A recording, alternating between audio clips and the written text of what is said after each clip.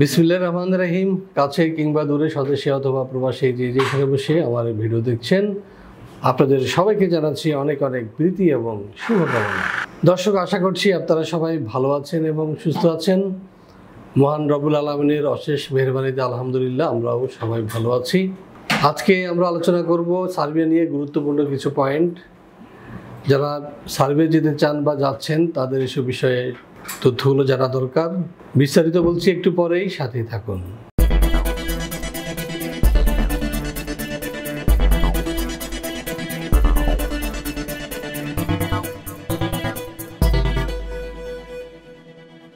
দর্শক, আপনারা নিশ্চয় জানেন যে বাংলাদেশ থেকে এখন অসংখ্য কর্মশক্তি যাচ্ছে সার্বিয়াতে, এবং সার্বিয়া সম্পর্কে আপনাদের একটা আইডিয়া রয়েছে যে এটি নন সেনজেনভুক্ত একটি দেশ এবং মধ্য ইউরোপের একটি দেশ। এর পাশেই রয়েছে বেশ কিছু সেনজেন কান্ট্রি। এর আগে আমরা লক্ষ্য করেছিলাম যে অনেক বাঙালি সার্বিয়া যেত সেনজেনভুক্ত দেশে গেম মারার জন্য, কিন্তু এখন যেটি হয়েছে সেটি হচ্ছে যে সার্বিয়ার পাশের দেশগুলো অত্যন্ত কঠোর হয়ে গেছে, বর্ডার অত্যন্ত কঠোর, যে কারণে অসংখ্য বাংলাদেশি সহ অন্যান্য দেশের অভিবাসী কিন্তু বর্ডার ধরা খাচ্ছে, কেউ গুলি খাচ্ছে, মার খাচ্ছে, কিংবা কেউ জেলে গিয়ে পড়ছে। তো নিশ্চয়ই আমরা চাইবো না যে আমাদের বাংলাদেশি ভাইরা এই ধরনের কুমনোবৃত্তি নিয়ে সার্বিয়া যাবেন, কারণ সার্বিয়া নিজেই এখন তার অভিবাসীদেরকে সহযোগিতা করছে, কাজ দিচ্ছে, এবং তাদের যে বিপুল কর্মসংস্থান ব্যবস্থা রয়েছে সেখানে তারা তাদেরকে কাজ দিচ্ছে এবং সরকারিভাবে খুব দ্রুত সময়ে ভিসা প্রদান করছে। সুতরাং আপনাদের মধ্য থেকে যারা সার্বিয়া যেতে চান তাদের সময় কিন্তু পার হয়ে যাচ্ছে। আপনারা নিশ্চয় লক্ষ্য করেছেন যে ইতিপূর্বে আমরা রোমানিয়া নিয়ে কাজ করেছি, লিথুয়ানিয়া নিয়ে কাজ করেছি। সেসব দেশে এখন বলা যায় অনেকটা বাংলাদেশিদেরকে ব্ল্যাক লিস্টেড করেছে, এবং আমাদের মধ্যে অনেকে সবসময় ইতালি যাওয়ার স্বপ্ন দেখেন, এবং বৈধ অবৈধভাবে প্রায় 3 লাখ 3.5 লাখ বাঙালি এখন ইতালিতে রয়েছেন, এবং তাদের কপালের দুঃখ দুর্দশার সীমা নেই। তাদের প্রধানমন্ত্রী স্বয়ং বাংলাদেশিদেরকে ব্ল্যাক লিস্টেড করেছে এবং ভিসা দান বন্ধ করে দিয়েছে। সুতরাং আপনারা অবৈধ উপায়ে সার্বিয়া যাবেন না, কোনো চেষ্টাও করবেন না, এটাই আমাদের প্রত্যাশা। তো দর্শক, আপনাদের মধ্যে যারা সার্বিয়া যাবেন, ফাইল জমা দিচ্ছেন, তাদের যেসব বিষয়ে আপনাদেরকে খেয়াল রাখতে হবে সেটি হচ্ছে যে প্রথমত আপনার যে ডকুমেন্টসগুলো রয়েছে, পাসপোর্ট, এনআইডি, জন্মসনদ, এক্সপিরিয়েন্স সার্টিফিকেট বা ধরুন একাডেমিক সার্টিফিকেট, জন্ম নিবন্ধন, ম্যারিটাল সার্টিফিকেট বা বাচ্চাদের জন্ম নিবন্ধন, সব কিছুই যেন ইংরেজিতে হয় এবং সঠিক হয়। আমরা দেখি আমাদের বাংলাদেশি অনেক ভাইয়েরা আমাদের কাছে আসেন, তারা বিদেশে যাবেন, কিন্তু তারা এর আগে দুর্নীতির আশ্রয় নিয়েছেন।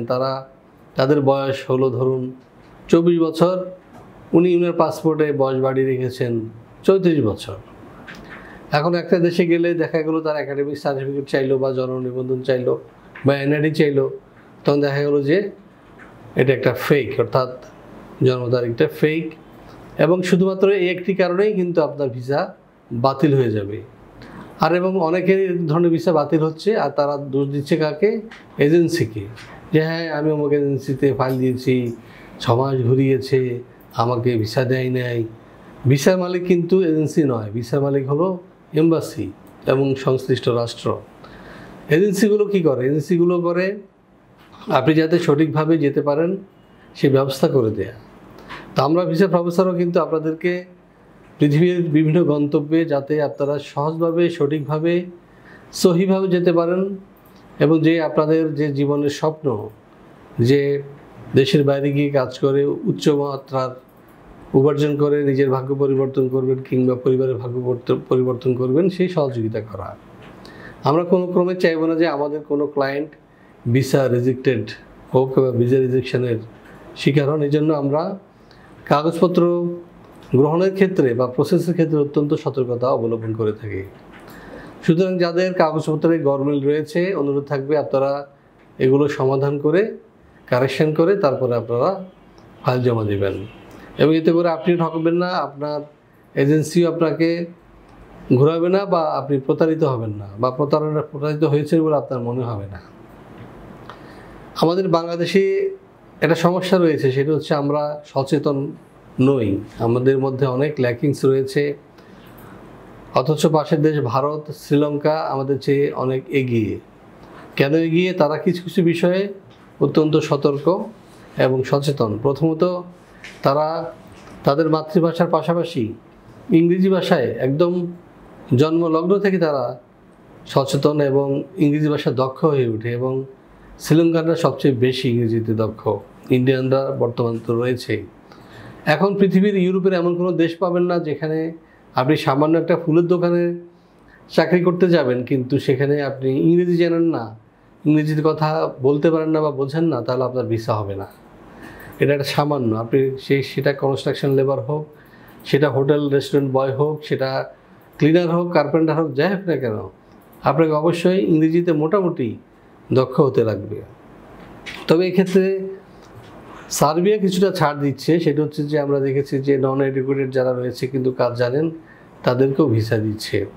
সুতরাং আপনাদের মধ্যে থেকে যারা শিক্ষিত নন, কাজ জানেন না এবং মধ্যপ্রাচ্যে গিয়ে তাদের কর্মজীবন শুরু করতে চান, তাদেরকে বলবো যে আপনারা মধ্যপ্রাচ্য বাদ দিয়ে ইউরোপের এই সমৃদ্ধ দেশ সার্বিয়াকে বেছে নিতে পারেন। কারণ এখানে নাম্বার 1 হচ্ছে ভিসা গ্যারান্টি, আপনার ফ্রি আবাসন সুবিধা পাবেন, আপনাকে ফুড অ্যালাউন্স দিবে এবং আপনাকে একটা সময় পর্যন্ত শিক্ষানবিশ হিসেবে কাজেরও সুযোগ দিবে, একই সাথে নাগরিকত্ব দিবে এবং আপনি আপনার পরিবারজন সহ সেখানে যেতে পারবেন।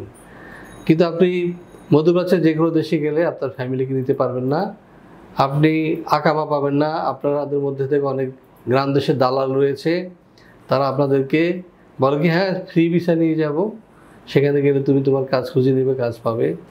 ফ্রি ভিসা বলতে কিছু নেই, এটা একটা ভিজিট ভিসা, 3 মাসের বা 2 মাসের একটা ভিসা দেওয়া হয়, এরপরে কিন্তু এটা ইনভ্যালিড হয়ে যায়, ওটা রিনিউ করা যায় না, ফলে আপনি এখানে অবৈধ হয়ে যান এবং আপনাকে চুরি চামারি করে লুকিয়ে থাকতে হবে। সেখান থেকে আপনাকে ধরতে পুলিশ সাথে সাথেই আপনার জেল খাটাবে, তারপর আপনাকে বাংলাদেশের বিমানে উঠিয়ে দিবে। এদের অসংখ্য বাঙালি কিন্তু মধ্যপ্রাচ্য থেকে ফিরে আসছে। কেন? তাদের কাগজপত্র ঠিক নেই, তারা ওয়ার্ক পারমিট ভিসা নিয়ে যায় নাই। সুতরাং আপনি মধ্যপ্রাচ্য বলুন বা ইউরোপ বলুন, যেখানে যাবেন সেখানে অবশ্যই যদি কাজের উদ্দেশ্যে যান ওয়ার্ক পারমিট ভিসা নিয়ে যাবেন, আর যদি দেশ ঘুরতে যান তাহলে ভিজিট ভিসা নিয়ে যাবেন এবং ভিজিট ভিসা শেষ হওয়ার আগেই দেশে ফিরে আসবেন। তাহলেই হলো সততার দৃষ্টান্ত এবং আপনি সফল হবেন, আপনার কোনো হ্যাসেল পোহাতে হবে না। আপনি জায়গা জমি বিক্রি করে, ঘর বাড়ি বিক্রি করে, বলদ বিক্রি করে মানুষের কাছ থেকে ঋণ নিয়ে দেশের বাইরে যাবেন আর জেল খাটবেন, এটা নিশ্চয়ই আমরা কামনা করতে পারি না এবং আপনার পরিবারও নিশ্চয়ই এটা চাইবে না যে আপনি বউ ছেলে মেয়ে রেখে গেছেন আর তারা আপনাকে খুঁজে পাচ্ছে না, আপনি টাকা পয়সা পাঠাতে পারছেন না, কায়দা বলছেন রে আমরা টাকা পাঠা, আমি তো না খাইয়ে আছি। আবার আরেকটা বিষয় আমি লক্ষ্য করেছি, সেটা হলো যে অনেকেই ইতালি যেতে কী করেন, লিবিয়াকে বেছে নেন এবং এর মতো গাধামি আমি মনে হয় যে পৃথিবীর কোনো দেশের মানুষ, আফ্রিকান কিছু আছে, তারাও আফ্রিকান এবং বাঙালি, এই দুইটা গাধা একটা জনগোষ্ঠী আছে যারা কিনা লিবিয়া হয়ে সমুদ্র পথে ইতালি যেতে চায় এবং তারপরে যে করুণ পরিণতি সেটা কিন্তু তারা জানে না। সেখানে গিয়ে আপনি মনে রাখবেন, লিবিয়া হয়ে যারা ইতালি যাবেন, প্রথমে আপনাকে আপনার লোকাল এজেন্ট, তারা একটা এজেন্টের কাছে বিক্রি করে দেবে, আপনার কাছ থেকে 5 লাখ টাকা নেবে, 7 লাখ টাকা নেবে, এরপরে আরেকজনের কাছে বিক্রি করবে, তার কাছেও সে 5 লাখ টাকা নেবে, এরপরে সে আপনাকে নিয়ে যাবে গেম ঘরে এবং সেখানে আপনার বেঁধে পা ঝুলিয়ে পিটিয়ে রক্তাক্ত করে ভিডিও করে আপনার ফ্যামিলির কাছে পাঠানোর পরে বলবো যে 16 লক্ষ টাকা দাও, 20 লক্ষ টাকা দাও, নাহলে মেরে ফেলবো। তো এই যে একটা জীবনের ঝুঁকি, এই যে কষ্টের ঝুঁকি আপনি কেন নেবেন? এছাড়াও আমরা লক্ষ্য করেছি যে যারা এইসব পেরিয়েও, এইসব ফাঁকিঝুঁকি দিয়েও যারা কষ্ট করে না খেয়ে থেকে দীর্ঘদিন 40-45 দিন না খেয়ে থাকার রেকর্ডও আছে, শুধু একটা বিস্কিট বা একটা কিছু পানি খেয়ে কঙ্কালসার হয়ে যারা নৌকায় 50 জনের জায়গায় 200 জন উঠে যারা নৌকায় ইতালি যেতে যাত্রা করেছেন, তারা সাগরের মাঝখানে ডুবে মরছেন। তো এই যে একটা দুষ্ট চক্র, এই তো চক্রে আপনারা পড়বেন না, এটা আমাদের একটা অনুরোধ, একটা আবেদন আপনাদের কাছে। তো দর্শক, কথা হচ্ছিল সার্বিয়া নিয়ে এবং শুরুতে চলুন দেখে আসি কেমন দেশ এই সার্বিয়া, একটা ধারণা নিয়ে নেই সার্বিয়া দেশটি সম্পর্কে। দক্ষিণ পূর্ব ইউরোপের একটি স্থলবেষ্টিত দেশ সার্বিয়া। দেশটির উত্তরে হাঙ্গেরি, পূর্বে রোমানিয়া ও বুলগেরিয়া, দক্ষিণে আলবেনিয়া ও ম্যাসিডোনিয়া এবং পশ্চিমে মন্টিনিগ্রো, ক্রোয়েশিয়া, বসনিয়া ও হার্জেগোভিনা অবস্থিত। দেশটির রাজধানী বেলগ্রেড। সার্বিয়ার আয়তন 88,361 বর্গ কিলোমিটার। 2018 সালের এক হিসেব অনুযায়ী দেশটির জনসংখ্যা 87,62,000-এরও অধিক। সার্বিয়ার অফিসিয়াল ভাষা সার্বিয়ান। দেশটির 80% অধিক মানুষ এই ভাষায় কথা বলে। এছাড়া দেশটির প্রায় 15% ক্ষুদ্র নৃগোষ্ঠী Hungarian, Bosnian, Croatian, Albanian, Romanian, Bulgarian এবং রাশিয়ান ভাষায় কথা বলে।